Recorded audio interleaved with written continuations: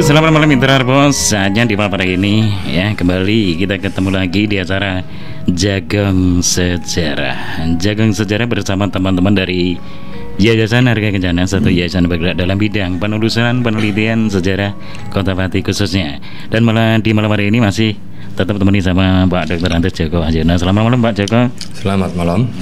Ya, dan juga selamat malam Pak Ayep. Selamat malam. Selamat malam. Sehat Pak Ayep ya? Bos. Ya. Dan juga selamat malam buat teman-teman yang ada di studio Pak ya. Ya, terutama laki-laki ini Mas Yuli ya. Matur suwun sak katae niki.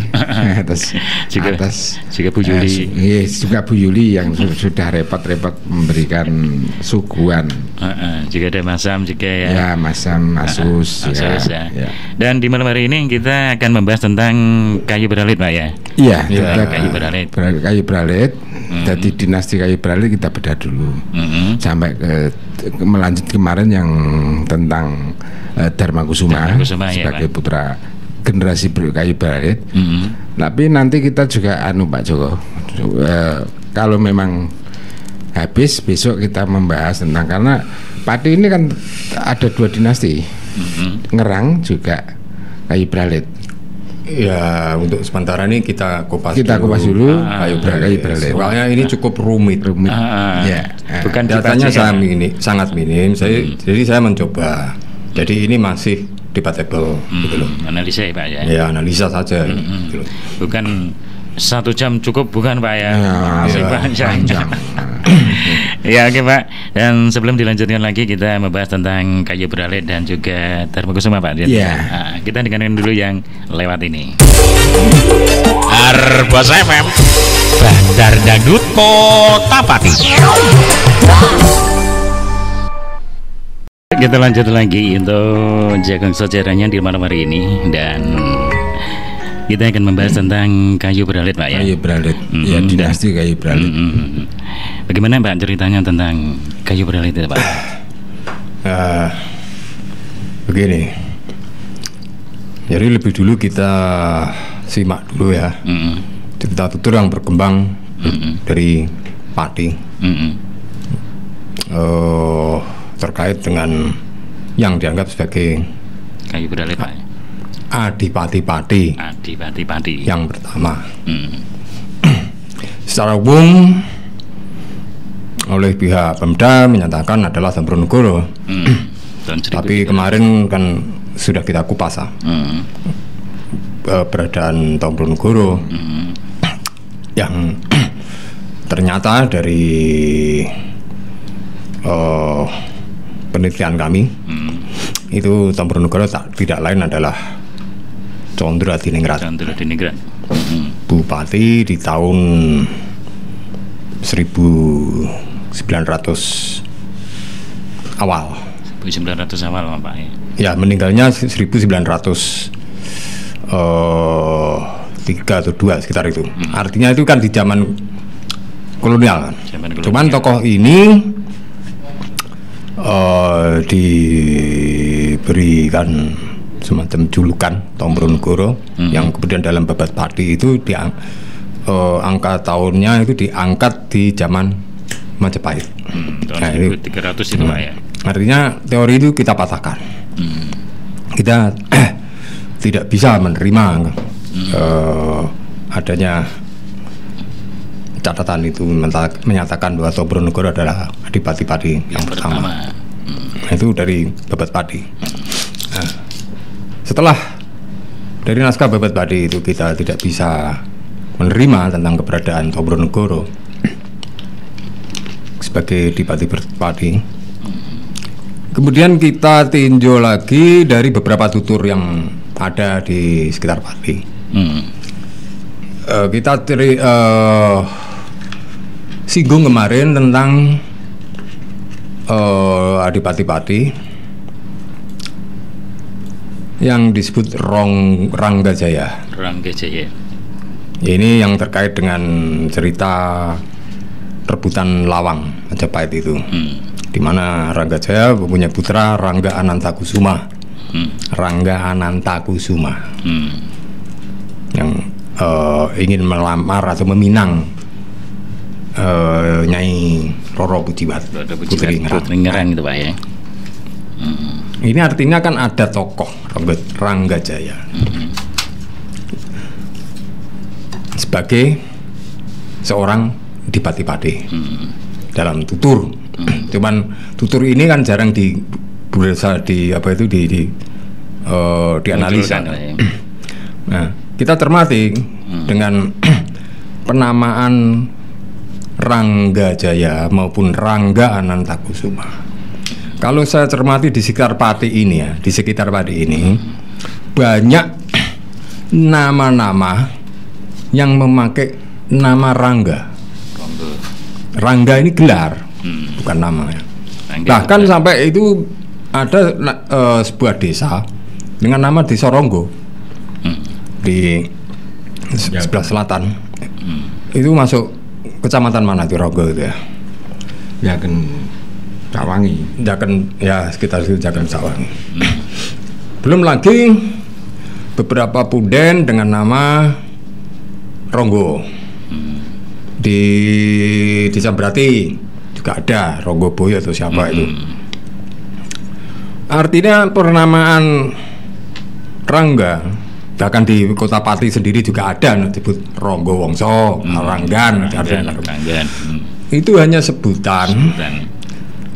Kemungkinan dari penutur itu tidak tahu nama Adipati-pati itu, sehingga diberikan julukan atau gelar saja Ronggojoyo. Nah, dari jejak ini coba kita sinkronkan dengan sumber yang lain, yaitu dari Babat Sangkalaning Memana yang menjadi rujukan Profesor De Graaf, juga Raffles yang menyatakan berdasar naskah tadi bahwa di tahun 1511 itu adalah era Pangeran Pati. 1511 Pak ya. Ya. Masa Pangeranan Pati. Ini catatan ini sekedar kronologi angka tahun gitu loh. Kemudian dicatat juga di tahun 1518 Kayu Bralit sebagai Adipati-pati gugur. Udah itu saja. Berarti di masa 1511 di era Pangeran Pati ini tentunya Kayu Bralit lah yang waktu itu jadi Adipati. Cuman dia gugur di 1518. Nah, kalau kita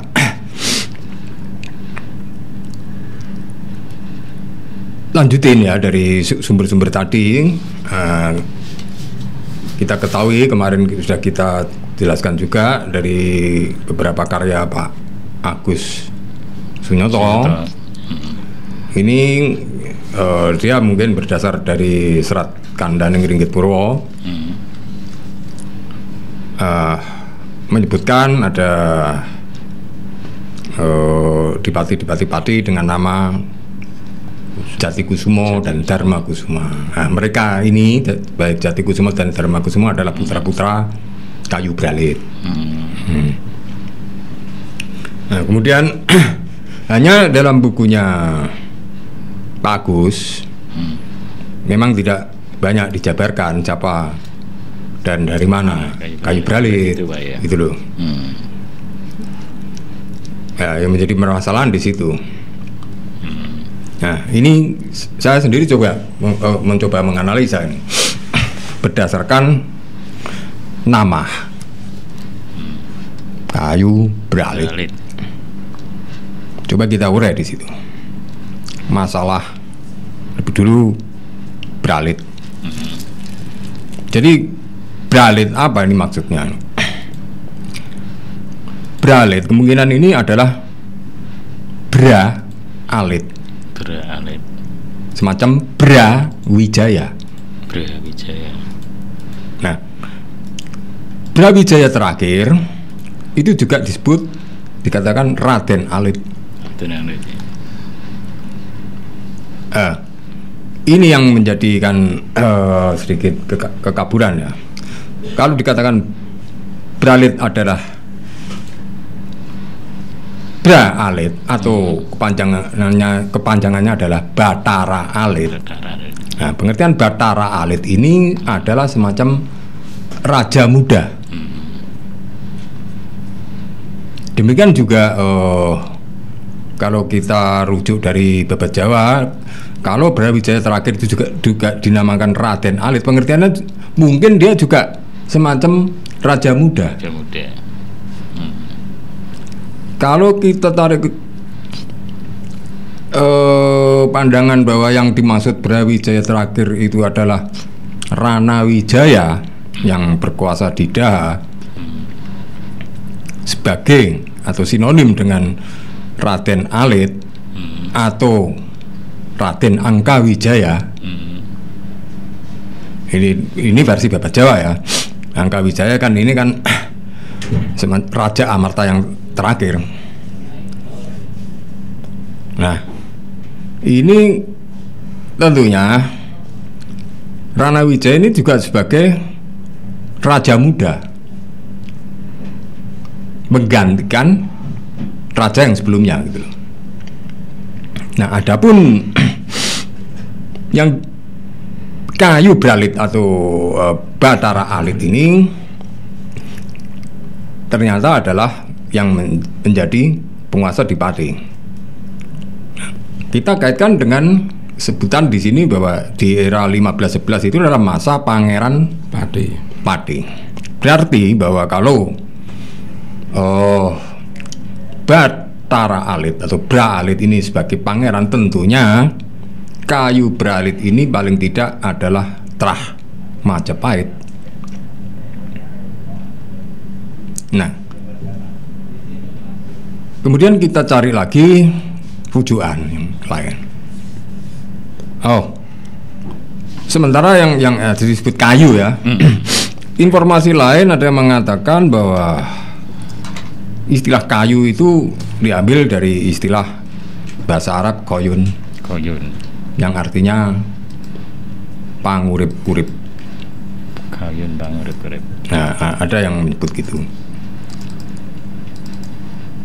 Nah, lebih lanjut ya, kita tarik lagi masalah Kayu Bralit. Dari mana Kayu Bralit ini berasal?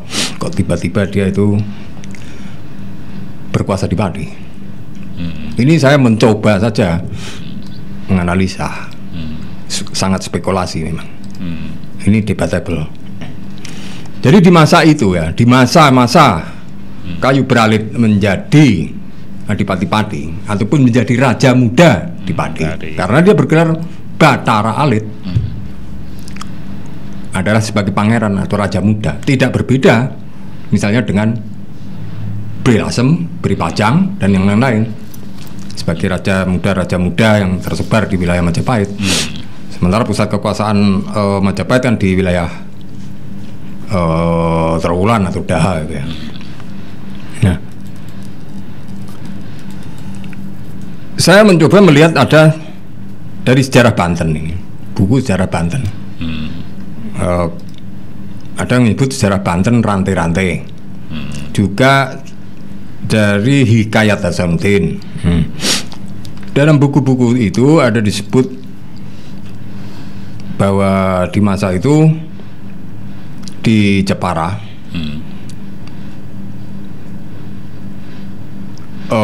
semasa Patiunus. Nah, di kala itu ada juga disebutkan sebagai raja di Jepara adalah Arya Timur. Hanya kemudian dalam sejarah Banten ini itu tidak dijelaskan lebih lanjut karena saya baca ini hanya dari kutipan yang diambil De Graaf, dari bukunya De Graaf. Arya Timur ini sebagai raja di Jepara keratonnya berada di Karangkemuning. Sampai hari ini saya belum bisa menemukan di mana kira-kira letak Karangkemuning. Karangkemuning, Pak. Ya.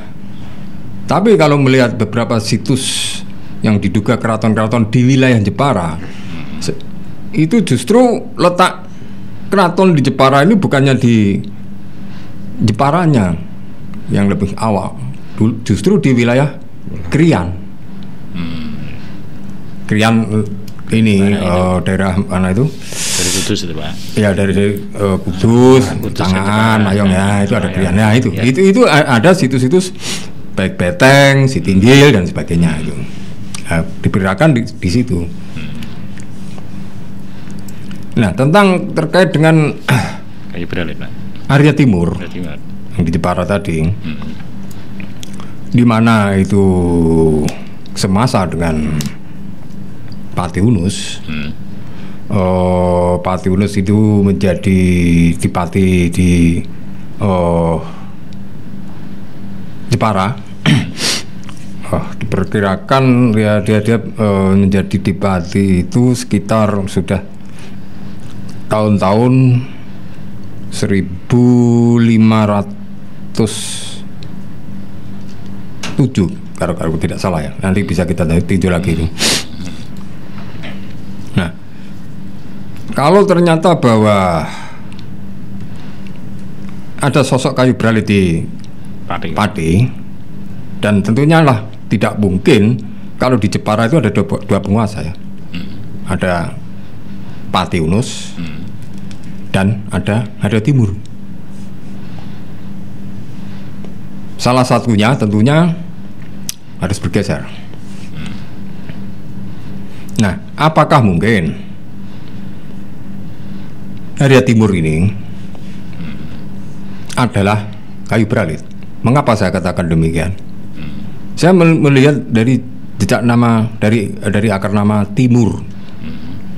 Timur kalau dalam bahasa Indonesia diartikan itu Wetan. Basa Jawane wetan. Tapi timur ini bisa katakan muda. Nom gitu Pak. Masih muda. Bisa juga dikatakan muda itu alit. Nah, ini ada kesinambungan kan dengan yang disebut Bathara alit. Beralit. Nah, saya juga tergoda juga dengan penamaan alit. Karena ternyata di Jepara juga ada desa dengan nama Bate Alit. Apakah? Batu Alit. Hah? Bate Alit sama Bate Gede. Bate Alit. Nah, apakah dulunya itu kayu beralit itu memang berasal dari Jepara, dari Bate Alit? Nah, itu yang kita perlu telusuri lebih jauh, gitu loh. Ya. Itu sekitar perkiraan kita saja. Nah, lebih lanjut ya. Kalau kita kaitkan bahwa kayu beralit ataupun area timur yang sebelumnya itu jadi itu sebagai penguasa di Jepara, ketika Majapahit itu diambil alih kekuasaannya oleh Demak, otomatis area timur ini ya itu tadi tentunya jatuh di bawah kewibawaan baik Pati Unus maupun Raden Patah. Nah, maka mungkin dia itu digeser, diposisikan di Pati untuk mengembangkan Pati yang sewaktu itu mungkin masih kosong, atau mungkin karena ya untuk memberdayakan Pati, di mana Pati itu kalau dari catatan The Graph bahwa Pati itu adalah lumbung padinya Demak. Maka ini harus ada orang yang sanggup untuk mengelolanya. Nah, perkiraan begitu ya. Jadi di sini kemungkinan dari pihak Demak menunjuk kayu beralit untuk menjadi penguasa di Pati untuk ya mengelola masalah palunggungan tadi tentang sandang pangan tadi ya, arti pertanian. Masalah pertaniannya itu. Nah, lantas kalau kita tarik lebih jauh kaitannya tentang adakah kaitannya kayu beralit ini dengan Raja-Raja Majapahit? Apakah dia keturunan? Karena ya ini saya curiga dengan gelar Bathara Alit tadi, Bathara. Mungkin ada gitu Pak ya. Nah, ini yang karena ini data sangat minim ya. Saya ketemukan ada sebuah tita tutur. Ini dicatat oleh dari pihak Dikbud, ada tersimpan di Dikbud Kudus. Catatan itu memang justru berasal dari padi yang ditulis oleh seorang penulis dari wilayah Aceh. Lupa saya namanya itu.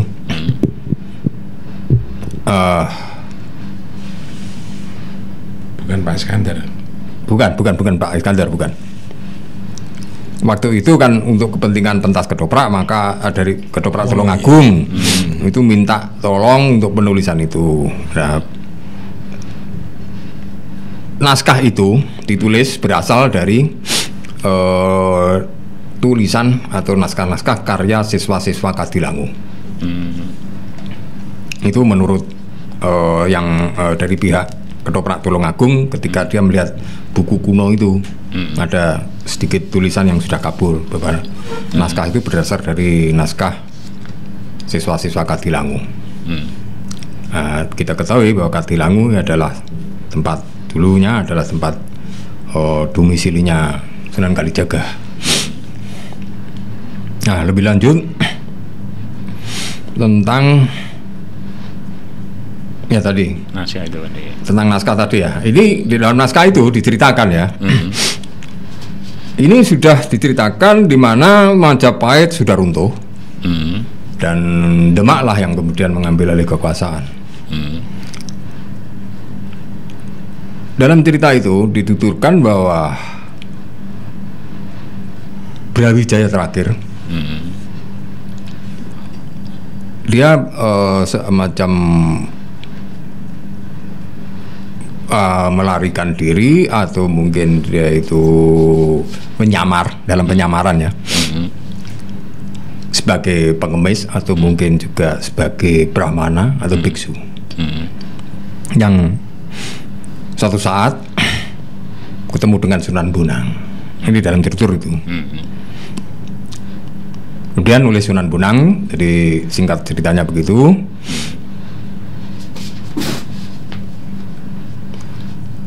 Oleh Sunan Bonang, Brawijaya yang tadi dalam tutur itu menyamar sebagai pengemis, yang ternyata bahwa dia itu adalah seorang raja. Kemudian Sunan Bonang mengantarkan Brawijaya itu ke tempatnya Sunan Muria. Nah, sayangnya waktu itu Sunan Muria tidak berada di tempat, hanya ditemui oleh sang istri. Dan diceritakan bahwa istri itu ternyata dulu adalah abdi dalam keraton. Maka oleh Brawijaya atas ya karena sudah lama tidak bertemu, oleh pihak dari Nyai Sunan tadi memberikan semacam sajian berupa, dalam cerita itu dituturkan jambi jebuk. Nah, kemudian jambi jebuk itu jadikan santapan mereka berdua. Ceritanya begitu. Setelah santapan selesai, kemudian Brawijaya meninggalkan sebuah pusaka pada Nyai Sunan Muria itu tadi. Diberikan pusaka itu. Nah, setelah itu Brawijaya pergi. Nah, maksud Brawijaya itu menemui Sunan Muria tadi, dia bilang pada Sunan Bonang bahwa dia ingin menyebarkan biji benih jambi jebuk. Ini jelas Pak Semon. Nah, ketika Sunan Muria pulang, diketahui bahwa istrinya telah hamil. Marahlah Sunan Muria. Maka sang istri diusir. Tapi pusaka yang ketika itu Sunan Muria bertanya, kenapa kamu ambil? Siapa yang mengambil? Sang istri hanya menunjukkan pusaka. Ini yang mengambil saya. Ternyata pusaka itu adalah Sengkelat, Kyai Sengkelat, pusaka Majapahit. Oleh karena itu, ya itu tadi terus Nyai Sunan kemudian diusir oleh Sunan Muria. Kemudian Nyai Sunan Muria lari sampai di Panti Kudus, gitu, ceritanya gitu. Nah, oleh Sunan Muria masalah keris tadi ya, keris Kyai Sengkelat tadi.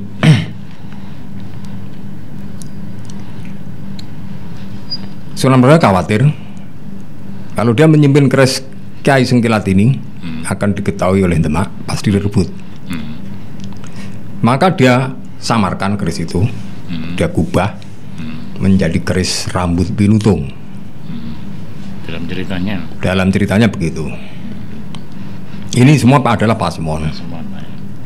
Makanya kemudian kan terus kalau tentang rambut pinutung kita sambung dengan tutur dari Babat Pati. Ada diceritakan bahwa Sukmayana mewarisi keris rambut pinutung. Kesinambungannya di situ. Artinya yang sebenarnya rambut pinutungnya adalah Kyai Sengkelat yang disamarkan. Ini memberi pengertian bahwa Pati punya waris Trah Majapahit. Makanya juga ada cerita tentang rebutan lawang Majapahit tadi. Semua Basmon. Nah, siapa sebenarnya yang dimaksud Brawijaya? Yang dituturkan sedemikian rupa. Brawijaya terakhir, Pak. Ya, kalau dalam cerita itu memang dimaksud Brawijaya terakhir. Kalau kita ketahui bahwa berdasar prasasti Jiu ya di tahun 1486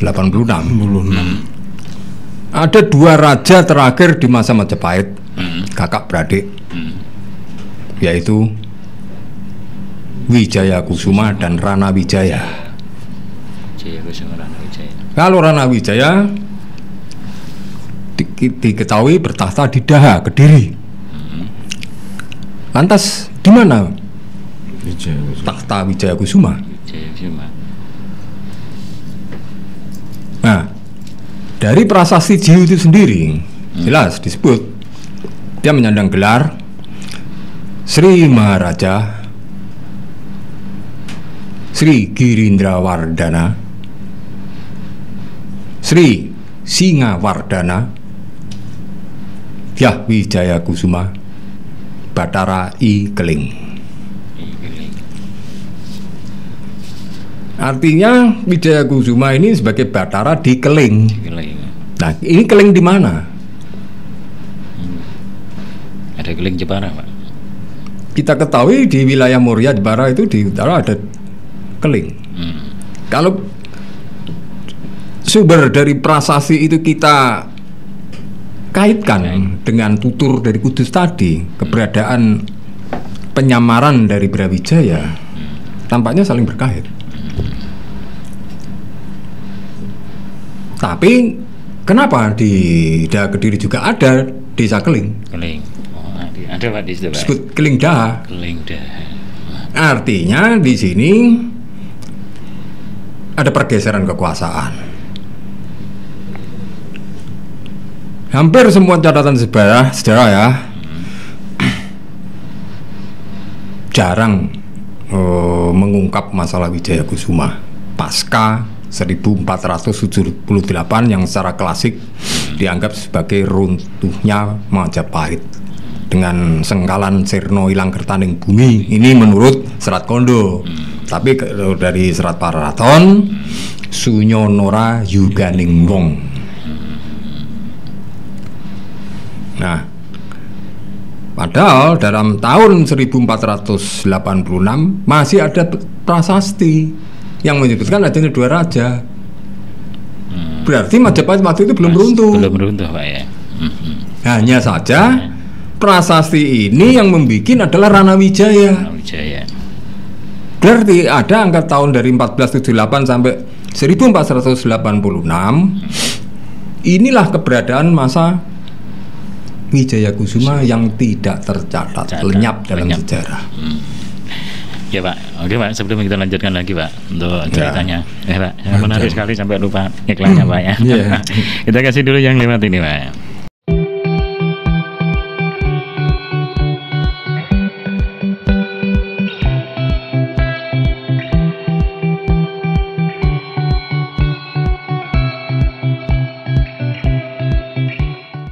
Kita lanjutkan lagi untuk jagung sejarahnya di malam hari ini. Dan buat mitra Arpos yang pengen gabung ikutan jagung sejarah bisa kirim SMS atau kirim WA di 0855266126 ya. Bisa ikutan jagung seputar tentang sejarah berkaitan Kota Pati dan berkaitan dengan tema di malam hari ini kalau perlu ya Pak ya. Dan kita lanjutkan Pak awal Pati. Tadi tentang kayu beralit Pak ya. Tapi yang tadi Pak ya, untuk ceritanya tidak disebutkan Sunan Muria kan ada dua Pak ya. Ada beberapa Sunan Muria Pak ya. Banyak. Oh ya. Tadi yang dimaksud Sunan Muria tadi yang bernama Sahid Kusumastuti. Cuman dalam cerita tutur itu hanya disebut Sunan Muria. Tidak disebutkan iki Sunan Muria siapa. Gitu, Pak, tapi yang dimaksud di sini adalah Sahid Kusumastuti. Nah, putra Sunan Kalijogo Pak. Jelas. Karena menyandang nama Sahid. Nah, kita ketahui bahwa kemarin sudah kita bahas juga kan keberadaan tentang Sahid Kusumastuti. Jadi nyambung gitu loh. Dan artinya Sahid Kusumastuti keberadaannya ini ya di masa-masa antara Kayu Pralit sampai Jati Kusuma, bahkan sampai era Dharma Kusuma gitu. Karena masa pemerintahan mereka ini kan pendek-pendek gitu loh. Lebih lanjut saya ingin terkait nama sekarang. Pendalaman masalah nama. Tadi kan gelar Bathara Alit tadi ya. Siapa kira-kira nama Bathara Alit? Bathara Alit itu siapa gitu Pak ya? Dari tutur maupun babat selalu ada disebut nama Kusuma. Dan kita ketahui Raja Majapahit yang digantikan oleh Ranawijaya adalah Wijaya Kusuma, kakaknya. Nah, dari tutur yang menyebutkan bahwa Rangga Jaya Adipati punya putra bernama Rangga Anantakusuma. Rangga Anantakusuma. Pengertian Anantakusuma. Di sini Ananta itu adalah Rangga adalah putra Kusuma. Berarti bahwa Rangga Jaya ini tentu menyandang nama gelar Kusuma. Kalau kita rujuk dari babat Pati, Kembang Joyo ketika jadi Dipati Pesantenan menyandang gelar Jaya Kusuma. Dia menggantikan Adipati Carangsoka dengan nama Puspo Andum Jaya. Andum Jaya. Bagaimana kalau misalnya bahwa Rangga Jaya yang disebut sebagai ayahnya Rangga Anantakusuma, artinya bahwa Rangga adalah putra Kusuma. Berarti Rangga Jaya ini menyandang gelar Kusuma. Apakah Bathara Alit ini bisa juga disebut sebagai dengan nama Puspa Andum Kusuma? Mungkin mengotak menganalisa Pak ya. Iya. Tak ada data tertulis. Tak ada data tertulis ada Pak ya. Hampir rata-rata daerah pesisir sulit kita menemukan data-data tertulis di era tebak ke atas itu sangat sulit. Ya bisanya begitu kita menggalinya. Menggandeng tutur-tutur lokalnya Pak. Iya, karena ya sudah sangat kaburnya. Jadi kalau kita kaitkan dengan padi di masa Majapahit, ini di masa Majapahit akhir, bukan Majapahit awal. Beda gitu. Dalam babat Pati itu juga disebut bahwa muncule Majapahit itu Pajajaran runtuh, ini kan kebalik. Ya jelas, Iya kan? jelas kebalik. Pajajaran itu masih eksis di Masih 1500 Pajajaran hampir 1600. ya tadi kan disebut dalam Babat Pati Tombronegoro Pisowaranagung setelah Pajajaran berubuh. Runtuh berarti. Ya, padahal ketika itu Tombronegoro kan di masanya disebut Brawijaya II ini disamakan dengan Jayanagara. Jayanagara kemudian diganti Tribuana, Tribuana kemudian diganti Hayam Wuruk. Di masa Hayam Wuruk ini diceritakan ada perang bubat, perang dengan kerajaan Pajajaran, masa Pajajaran itu. Berarti kan Tapi sebenarnya itu dengan kerajaan Sunda. Bukan Pajajaran. Pajajaran yang kesinambungan dari kerajaan Sunda, katakan itu berkembang lagi itu seiring dengan munculnya Demak. Baru runtuh itu di masa 1579, di masa Pati dipimpin oleh Wasis Jayakusuma. tahun 1600-an itu Pak ya. Iya. Hah? Tahun 1600-an Pak. Ya hampir 1579. Jadi belum sampai 1600. Belum. Masa pemerintahan Wasis Jayakusuma kalau di sini. 1500. Jadi kalau dikaitkan tidak begitu, tidak nyambung Pak ya. Ya memang tidak nyambung. Tidak Tapi Ya monggo digagas sendiri. sebetulnya sendiri. ini narasi Babat Pati juga bisa memberikan petunjuk. Apa artinya? Bahwa keruntuhan Majapahit itu kan tidak di 1478, masih berlanjut. Hingga sampai di masa pemerintahan Trenggono itu masih berlanjut. Masih ada Pak ya. Iya. Cuman yang menjadi petunjuk di sini itu justru tadi dalam Babat Pati itu kan Kembang Jaya angalih nama Jaya Kusuma. Nah itu yang menjadikan Jaya Kusuma itu loh. Jadi ini sebuah petunjuk kalau saya. Kalau sudah ada, wes ngerti nek Babat Pati ini salah dalam mengkronologikan angka tahun kerajaan-kerajaan di era 1400 sampai di 1500 itu, cuman di dalam Babat Pati itu dinaikkan. Jadi Kembang Jaya Tombronegoro ikut dalam Biswanan Agung di Prasasti Tuhan Arum. Ya itu yang menjadi kekaburan. Padahal itu kalau kita mau dijelaskan betul sudah dibawakan oleh Pak Joko, ditulis bolak-balik itu. Ditulis bolak-balik bahwa tidak ada Biswanan Agung yang menyebut tentang Tombronegoro, itu tidak ada. Tidak ada. Di Prasasti Tuhan Arum. Tapi oleh tim Hari Jadi Pati, maaf sekali lagi saya menyebut tim Hari Jadi Pati, memberanikan diri untuk menyebut itu tadi Pati-Pati Bukapat, sehingga sejarah kita menjadi kabur. Kita kembali lagi ke Kayu Ibralit Pak Jo. Sekarang terkait dengan masalah runtuhnya Majapahit ya, dengan keberadaan Brawijaya tadi. Sebenarnya tidak ada Raja Majapahit dengan nama Brawijaya. Tidak ada Pak ya. Prasasti tidak mencatat, hanya saja seorang Portugis bernama Tommy Pires ya, ketika di tahun 1511 ya, artinya semasa dengan Kayu Bralit kan, dia mencatat bahwa Raja Jawa ketika itu bernama Batara Vigiaya. Vigiaya. Maksudnya ya Wijaya. Nah, ini kan slang lidah Portugis kan. Nah, ini dimaksud adalah Batara Wijaya. Kalau disingkat Batara kan Brawijaya. Ya. Nah, ini harus dipahami ya. Tidak ada nama tempat bawah kekuasaan Majapahit dengan nama Wijaya tidak ada. Berarti itu nama orang, gelar orang. Wijaya ini bukan nama tempat. Wijaya. Makanya disebut Batara. Kalau itu nama tempat, itu pasti disebut Bre. Batara Ing. Bring atau Bring. Breng.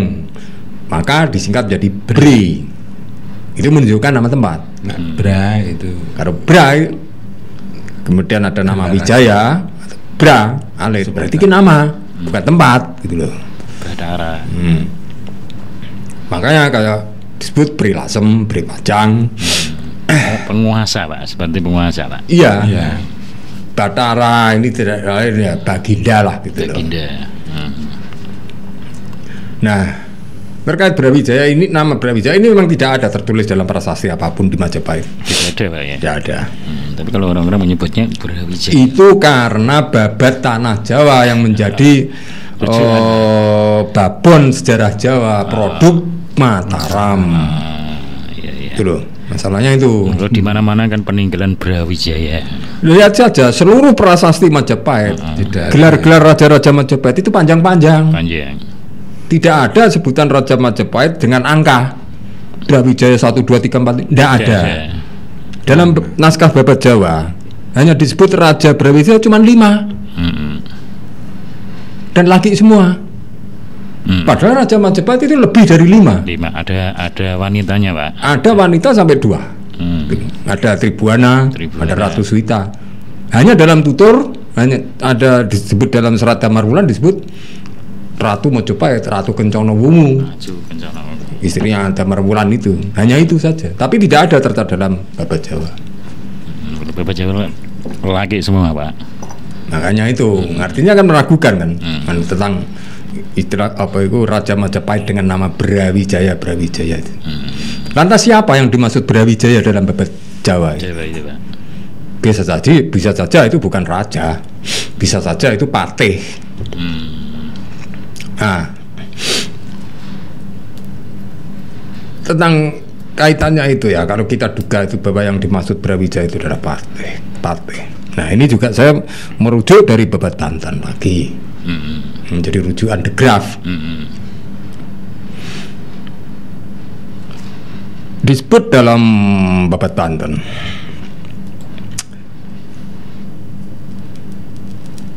bahwa di Demak yang menjadi penguasa waktu itu adalah seorang patih dengan nama Lembu Sora. Dan dia punya bawahan sebagai Mangkubumi atau ya patihnya wakilnya adalah Cik Kopo yang berputra Cucu. Nah, si Cucu ini berjasa terhadap Lembu Sora karena berhasil menumpas bajak laut yang menguasai Palembang. Atau dia menundukkan seorang adipati Palembang yang dengan nama Harya Abdillah. Oleh karena keberhasilannya itu, Cucu kemudian diangkat menggantikan ayahnya Kopo dengan gelar Harya Sumangsang. Selain itu, dia juga diambil sebagai menantu Harya Sumangsang. Siapa yang dimaksud Harya Sumangsang ataupun Cucu ini? Kalau disinkronkan dengan masa-masanya ketika itu tidak lain adalah Jinbun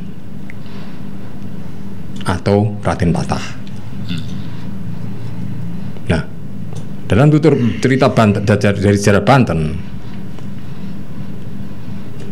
Harya Sumangsang ini kemudian memberontak terhadap mertuanya. Mertuanya dibunuh. Kemudian putra Lembu Sora dengan nama Lembu Beteng ya, diambil, disediakan sebagai anak angkat. Itu yang tertulis dalam Babat Banten. Nah, kalau Babat Jawa menyebut bahwa Raden Patah adalah putra Brawijaya, Lembu petenge Brawijaya. Babat Jawa akan menceritakan begitu kan, dari seorang yang lahir dari putri Cina kan. Kalau kita sinkronkan dengan Babat Banten, bahwa ternyata yang dimaksud Brawijaya ini tidak lain pastinya tentunya adalah Patih Lembu Sora sebagai ayah mertua. Jadi Arya Sumangsang atau Jinpun ataupun Raden Patah ini adalah putra menantu Patih Lembu Sora, Patih Majapahit. Tentunya ini di masa siapa? Ya di masa-masa Raja-Raja Majapahit terakhir. Di antara kalau tidak Wijaya Kusuma ya Rana Wijaya. Hanya tampaknya terjadi pemberontakan di era akhir Majapahit nih ya. Di mana ini menurut Babat Lasem diceritakan bahwa Adipati Kediri Girindrawardhana memberontak terhadap Bri Kertabumi. Yang dimaksud Adipati Kediri Girindrawardhana ini tidak lain adalah Rana Wijaya. Girindrawardhana Rana Wijaya, adiknya Wijaya Kusuma tadi, yang juga bergelar Girindrawardhana. Mereka menyandang gelar Girindrawardhana ini mungkin karena berasal dari gelar Girindrawardhana Wangsagiri Wijaya Karana. Ini untuk mengupas ini lebih lanjut besok saja. Panjang. Ini daerah Majapahitan kali itu. Majapahitan itu. Artinya bahwa ada kudeta lah gitu. Makanya masa Wijaya Kusuma itu sangat pendek, tidak diketahui ya karena dikaburkan jejaknya ya. Kemarin kita curiga di wilayah Pamotan Pak. Pamotan di daerah Pamotan Lasem. Di sana ada prasasti di Desa Sambikalung dekat masjid. Lasem itu, Pak. Prasasti ya. Pamotan. Dekat Rembang. Masuk Kabupaten Rembang. Prasasti itu Tidak. anehnya.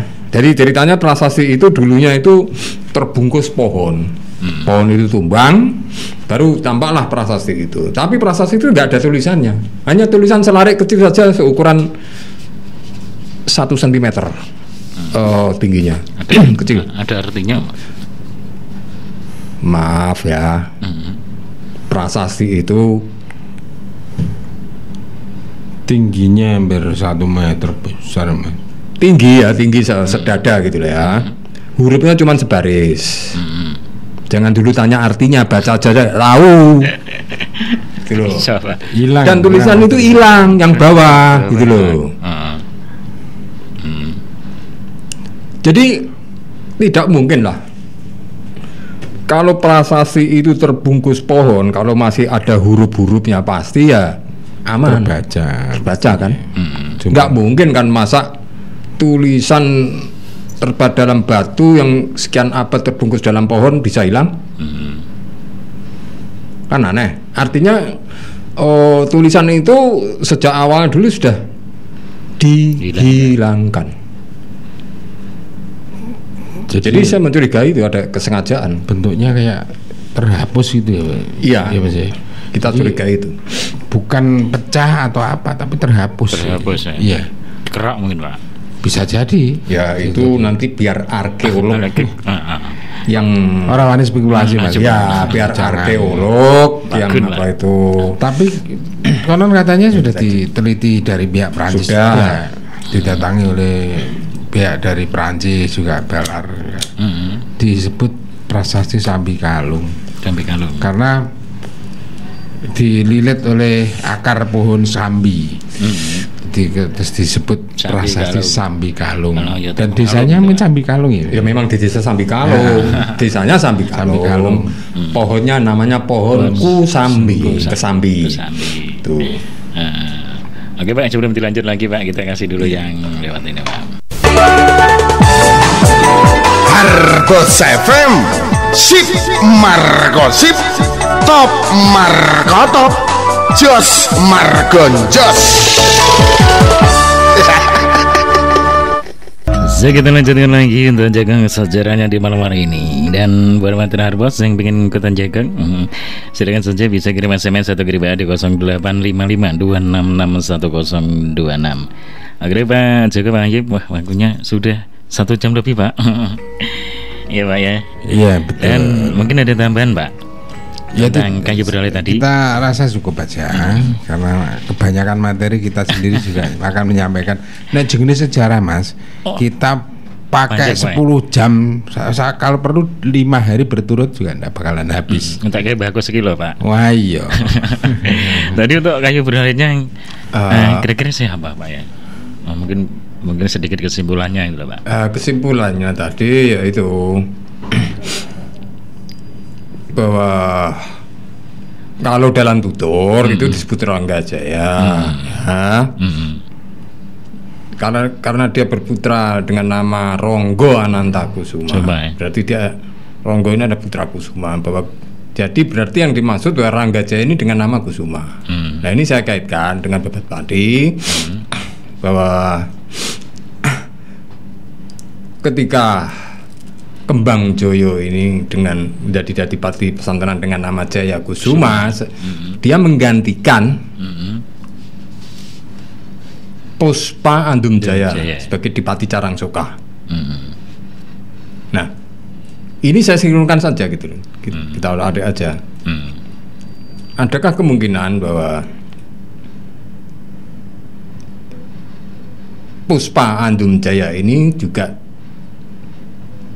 disebut dengan nama Puspa Andum Kusuma atau tidak, atau kemungkinan juga dia lah yang dimaksud dengan kayu beralit atau Bathara Alit tadi, kurang lebih begitu.